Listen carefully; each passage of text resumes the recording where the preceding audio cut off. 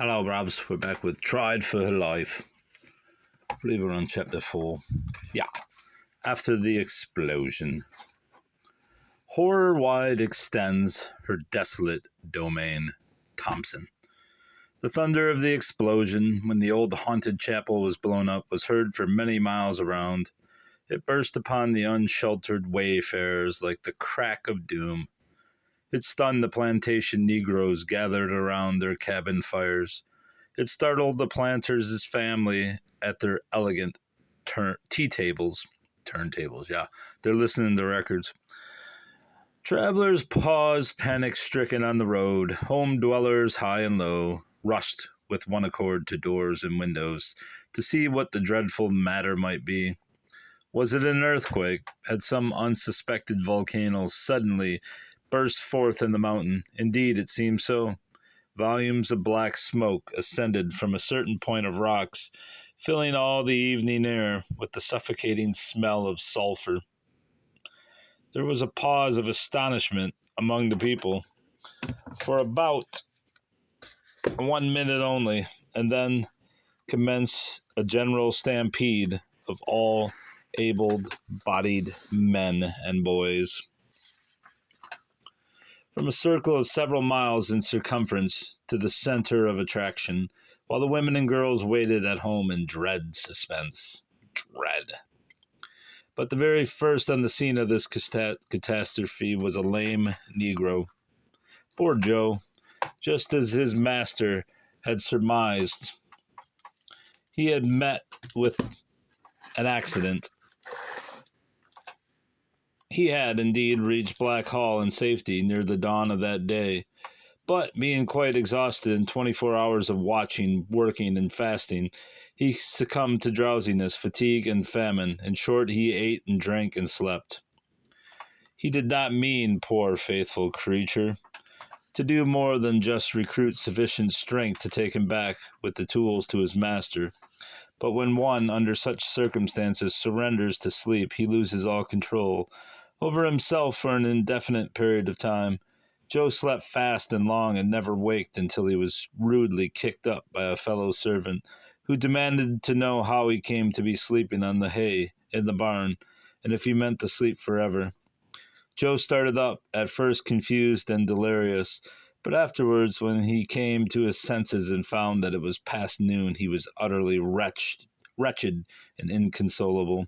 He did not even resent the rudeness of his comrade in kicking him up, but, on the contrary, meekly thanked him for his kindness in arousing him. And then he went and gathered his tools together, and saddled his horse, and without waiting for a bite or sup, he told his mate that he had work to do at a distance, and mounted, and rode off towards the ferry, which he had to cross to reach the river road on the other side, because, with the weight of the iron tools he carried, he could not possibly get over the ford. All this contributed so to delay Joe's journey, that the sun set while he was still upon the river road, and the shades of night were falling fast, when he reached the entrance of the thicket path leading to the haunted chapel.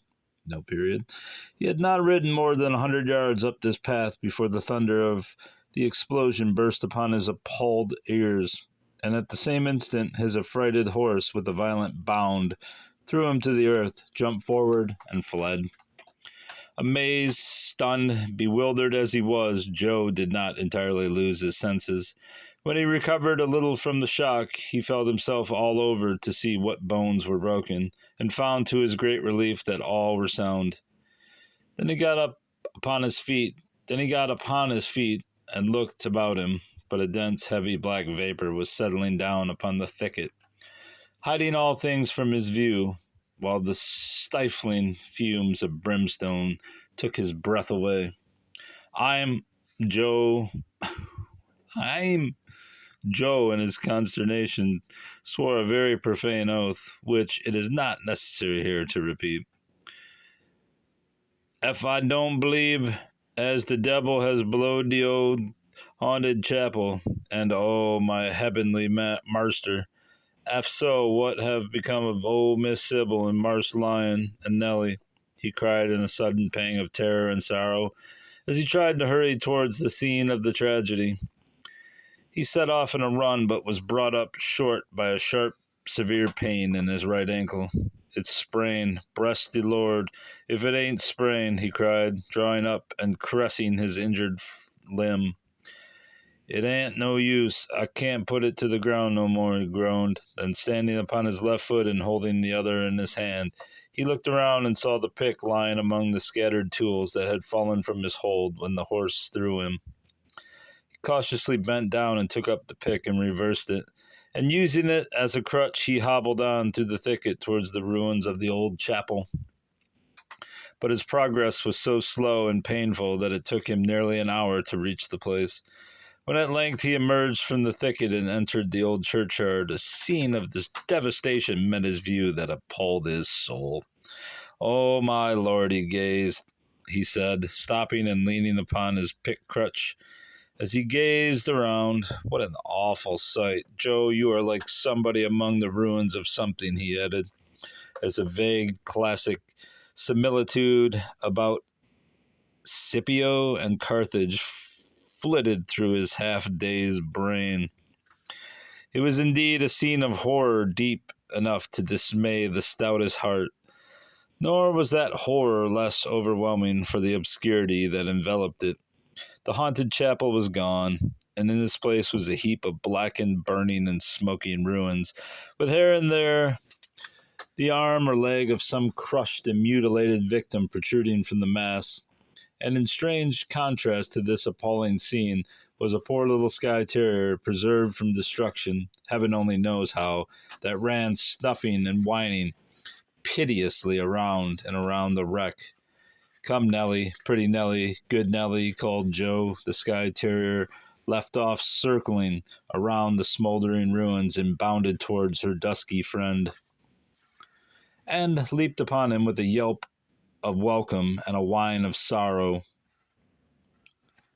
"Oh, Nellie, Nellie, what has happened?" cried Joe. The little dog howled dismally in answer. "Yes, I know what you would say. I understand. The devil has blown up the haunted chapel," said Joe. She lifted up her nose and her voice in a woe-begone howl of assent. "Just so, but oh, Nellie, Nellie Brown, where is the master and the mistress?" She answered by a cry of agony and ran back to the ruins and recommenced her pawing and whining. "Ah, yes, just so, buried under all that there," groaned Joe. But Nellie ran back to him, barking emphatically, and then forward to the ruins, and then, seeing that he still stood there, back to him again, with the most eloquent barks, that seemed to assure him that her master and mistress were under the mass, and at length to ask him what was the use of his being a man if he could not dig them out. Never did man and dog understand each other better. Joel replied to Nellie as if she had spoken in the best approved English. "I know it, honey, I know they are. They are there," he sobbed, "but you see I'm crippled and can't do nothing."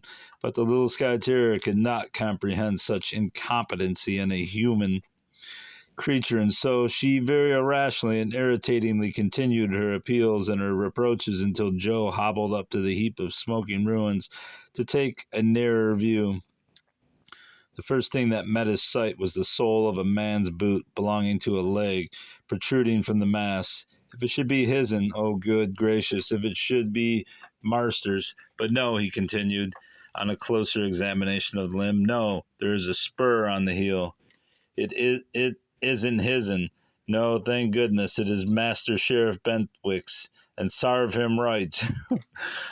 While Joe was exulting, either wickedly over the destruction of the sheriff or piously over the possible preservation of his master, there was a sound of crackling footsteps through the thicket, and the forerunners of the approaching crowd appeared upon the scene. Among them was Captain Pendleton, who, recognizing the figure of Joe even in the obscure light, strode towards him, eagerly demanding, "What is all this? How did it happen? Do you know?" "Oh, Marse Captain Pendleton, sir, I'm so glad you's come," cried Joe, on the verge of tears. "But how did this happen?" impatiently repeated the captain. "Oh, sir, don't you see as the devil has blowed up the haunted chapel and my young mistress and marster into it all this time," sobbed the man. Good heaven, you don't mean that, Joe, exclaimed Captain Pendleton. Yes, I do, sir. Worse luck, which you can see for yourself, as even poor little ignorant Nellie knows it, wept Joe. And the little Skye Terrier, as if to confirm the negro's words, ran and leaped upon the captain, whining pathetically, and then ran backward and forward between him and the heap of ruins, as if to impress upon his mind that her dear master and mistress were really buried there, and to implore him to come to their assistance. But other people were now pouring rapidly in upon the scene of the catastrophe. Exclamations of horror and dismay were uttered. Then pine knots were sought and lighted, and everybody crowded around the ruins. There are human beings buried beneath this pile. For heaven's sake, friends, lose no time, but disperse and find tools to dig this away, exclaimed Captain Pendleton energetically. Several of the bystanders started at once for the nearest farmhouse to procure the needful tools. Captain Pendleton. Yeah, now I'm calling him Pendulum. Captain Pendleton turned to Joe. Tell me now, he said, how came Mr. and Mrs. Berners in this place?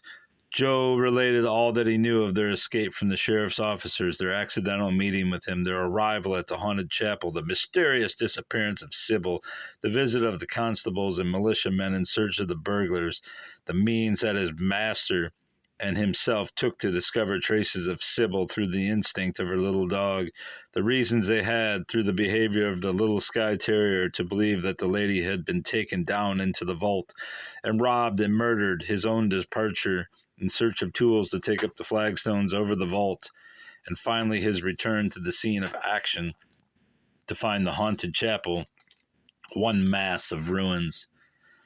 When I left Marster, he was sitting at the door of the vault, where we thought the dead body of my poor murdered young mistress was hid, and when I comed back, I found this here, sobbed Joe, pointing to the wreck. Good heaven, my man, this is a frightful story that you tell me. Sit yourself down on the ground and give me that pick, which you are using for a crutch. I must go to work here, exclaimed Captain Pendleton, taking the pick from the negro and beginning to dig vigorously at the mass of fallen stone and mortar. The men and boys who had gone after implements now came hurrying back with picks, spades, hoes, rakes, etc. over their shoulders. They immediately fell to work with a zeal and energy inspired by curiosity and terror, and while the boys held the lighted pine knots high above their heads, the men dug away at the mass with all their might and main. It was a wild scene, that deep glen, the heap of smoking ruins, and the midst, the affrighted crowd of workers around it, the flaming torches held on high, the spectral gravestones gleaming here and there, the whole encircled by dark towering mountains and canopied by a murky midnight sky. In almost dead silence the fearful work went on. The first body exhumed was that of the unfortunate Sheriff Benthwick, quite dead. It was borne tenderly off to some distance and laid down on a bed of dry leaves beneath the shelter of an oak tree. Then 4 other bodies were dug out from the mass, among them that of the bailiff Purley, and these were carried and laid beside that of the sheriff. And now, though the workmen dug away at the ruins as vigorously as ever, they found nothing but broken timbers, stone, and mortar. No sign of Lion or Sybil Berners was to be seen. A wild hope sprang up in the heart of Joe, a hope that in some miraculous manner his young master and mistress had escaped this terrible destruction, a hope that the little Skye Terrier would by no means encourage, for she continued to run around the ruins and in and out among the legs of the workmen, to the serious danger of her own life and limbs, and to bark and whine and paw and assert in every emphatic manner a little brute could use, that her master and mistress were really under there, and nowhere else. You'll drive me to despair, you little devil of a dog. You'd make 'em there, whether they're there or not, and I tell you, they aren't there, cried Joe in desperation. But Nellie held to her own opinion and clamorously maintained it. She was soon justified. The workmen, in course of their digging, removed quite a hill of plaster, stone, and broken timbers, and came upon a leaning fragment of the back wall, inclined at an angle of about 45 degrees, and supported in its place by a portion of the altar and the iron door of the vault which had stood the shock of the explosion. Under this leaning wall and completely protected by it lay 2 men, scorched, bruised, stunned, insensible, but still living. They were Lion Burners and Robert Munson. Amid the surprise and satisfaction of the crowd, they were carefully lifted out and laid upon the ground, while every simple means at hand were used for their restoration. While the little Skye Terrier ran around and around with yelps of joy and triumph, which seemed to say, "I told you so, and next time you'll believe me." "Friends," said Captain Pendleton, addressing some of the men who were still working away at the ruins, "there is no use in your digging longer. You may see from the very position of that wall and the aspect of everything else here that there can be no more bodies among the ruins. You can do nothing to bring the dead to life, but you can do much to save the living from death. Hurry, some of you, to the nearest house and bring a couple of shutters and narrow mattresses also, if possible. These men must be taken to my house, which is nearest, to receive medical attention." As the captain spoke, a dozen workmen threw down their tools and started on the errand. Old Joe hobbled up to the spot where Captain Pendleton sat, supporting the head of Mr. Berners on his knee, while little Nellie jumped around, now in a hysterical state between joy and fear, for she saw at last that though her master was rescued, he was not yet safe. On seeing Joe come up, she jumped upon him with an eager bark, which seemed to say, "You see, I was right. Here he is, sure enough." "Yes, Nellie, that's all very well as far as it goes. But where's the young mistress, Nellie? Where's Miss Sybil?" sorrowfully inquired Joe. The little dog looked up in his face with a bark of intelligence and in distress, and then broke away and ran in among the ruins.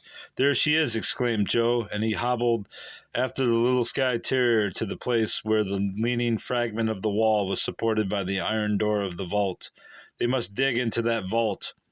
I'll never be contented until they dig into that vault, and I'll speak to Captain Pendulum about it," said Joe, as he hobbled back to the spot where the gentleman still supporting the head of his wounded friend.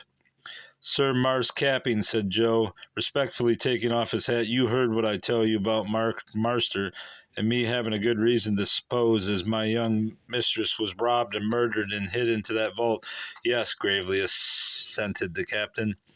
"Well, Sir Mars Capping, Nellie do stick to it as she is down there, and sir, I shall never feel satisfied into my own mind till the men dig away all the rubbish and lay open the secrets of that there prison house." "Joe, it shall be done, if only for the satisfaction of your faithful hearts," said the captain.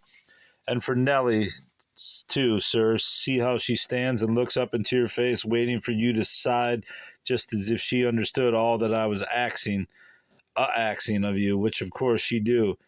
"Not a doubt of it," assented the captain. At that moment, the messengers who had been dispatched for shutters and mattresses returned with the articles, and set them down before Captain Pendleton. "Now, my men," said the captain, "arrange one of the mattresses upon the shutter, and assist me to lay my wounded friend upon it." Ready hands obeyed this direction, and the faintly breathing body of Lion Berners was laid down in comparative ease. The same service was performed for poor young Munson, who was badly injured and also quite unconscious. "Now, my men, this poor negro has reason to believe that the body of his mistress may be found in the bottom of that vault. I want you, therefore, to go to work as fast as you can and remove all the rubbish that has fallen into it, and even down to the floor," was the next order given by the captain. And the men seized their picks and resumed their digging with renewed energy. "Joe, stay here by your master and this poor fellow, and occasionally wet their lips with this brandy and water, while I go and see to the clearing out of the vault," said Captain Pendleton. And leaving Joe in charge of the wounded men, he followed the workmen to the ruins to urge them to the greatest expedition, adding as a reason for haste, "It is time that Mr. Berners and Munson should be taken to my house and placed in bed to receive proper medical attention, but I cannot consent to leave this spot even to attend to them until I find out whether the body of Mrs. Berners is really under the ruins." Thus exhorted, the men worked with tremendous energy and soon dug away all the pile of rubbish and laid the depths of the vault open to the torchlight. But there was nothing to be seen but the damp and slimy walls and floor, and the little heaps of broken stones and fallen plaster in the corners. "Not there. Well, then, I didn't know whether I was a hoping or a fearing to find her there, or whether I'm glad or sorry now at not finding her there," said Joe, who in his excessive anxiety had at length deserted his post beside the wounded men and hobbled up to the open vault. You should be glad, for now you have no evidence of her death, but on the other hand, good reason to hope that she is somewhere alive and well, said Captain Pendleton. That's so too, Master Capping, but only see what a little storyteller Nellie is. It was her, master, she scented and she found him. Yes, but she tried to make me believe as her mistress was down there also, and look how she sticks to the story. There she is down there, still running round and round like she was crazy, and a snuffing at all corners. Never mind, Nellie, Joe. Come along now. We must take your master and the other poor fellow on to my house. It should have been done before this. I am sorry for this delay, which has been so fruitless, said Captain Pendleton, as he led the way back to the spot where he had left the injured victims of the explosion. Master Capping, said Joe as he hobbled after Pendleton, I have got 2 horses tied up there into the woods. If they haven't been frighted at the blowing up and done broke loose, and I have got a wagon down by the roadside. If so be as you would like to convey my wounded master and the t'other gem plan that away. No, Joe, the jolting of a wagon might be fatal to them in their present condition. They must be carried carefully on shutters, but the wagon will be just the thing to convey the dead bodies to Blackville, where an inquest must be held upon them, answered the captain. And he requested some of the men present to go in search of the horses and to harness them to the wagon for the required services to the dead, while others be detained to help in care of the wounded. When the shutters upon which Lion Burners and Robert Munson lay were each carefully lifted by the hands of 4 men, and the little procession was about to start, Captain Pendleton called to Joe, saying, You must go with me to have your limb looked to, and also to be with your master, who will need familiar faces near him when he comes to himself. Yes, sir, Mars Capping Pendulum, I will go.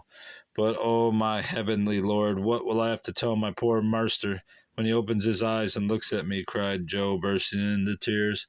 Come, be a man, stop howling and do your duty, which is now to follow your master, expostulated the captain. Yes, sir, I'll do it, but I must get Nicky fussed. I couldn't leave her, poor little dog, here to pine away and die in the vault, sighed Joe, who then, lifting his voice, cried, Nellie, Nellie, but no dog answered. So Joe hobbled his way back to the opening of the vault, and looking down into it, exclaimed, Bless my 2 eyes, if there she ain't a-whining and a-pawing and a-sarching as parsimoniously as ever. Nellie, Nellie! At the sound of his voice, the terrier ran up from the vault and leaped upon him. Joe stooped and picked her up in his arms and hugged her affectionately to his bosom, and as he said, You see, it's no use staying here, my poor little dog. Our mistress ain't nowheres about there. Nellie was, however, of a different opinion, and she whined and struggled to be released, and when Joe held her faster, she growled and threatened him with her teeth. Can't help it, my little darling. Our mistress ain't nowhere round. And if ain't no use you're staying here to grieve yourself to death among the ruins, you've got to go along with me.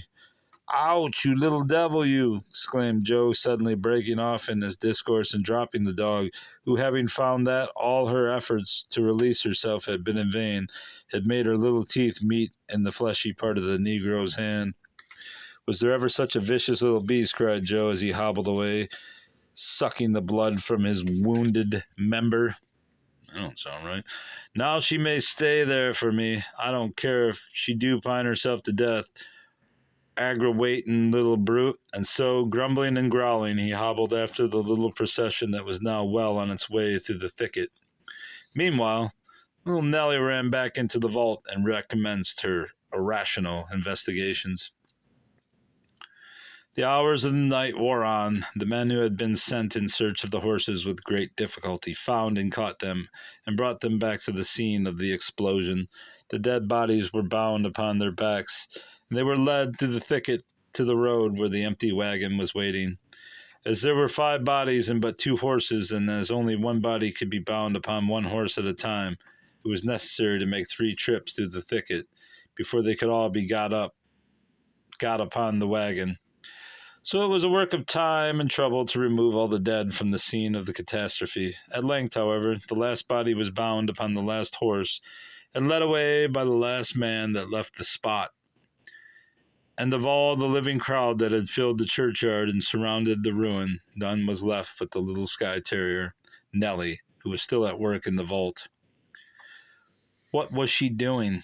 She had concentrated her attention and her energies upon one spot, a moderate-sized heap of densely packed rubbish in one corner. She was searching away at this heap. She had already burrowed a hole of some depth, and still she scratched away with all her might and main until her strength failed, and then she sat down on her hindquarters and panted until she recovered her breath. And then she recommenced and scratched away for dear life until something fell on the other side, and with a bark and bound of joy she leaped through the aperture and ran snuffing along the damp ground. Eureka! The little Skye Terrier had discovered what human intelligence had failed to do. She had found the secret subterranean passage, and now be sure she will find her mistress. Ooh, the mystery of man, dog, and burglar. All right, Bob, so that's all for now. Goodbye. Goodbye.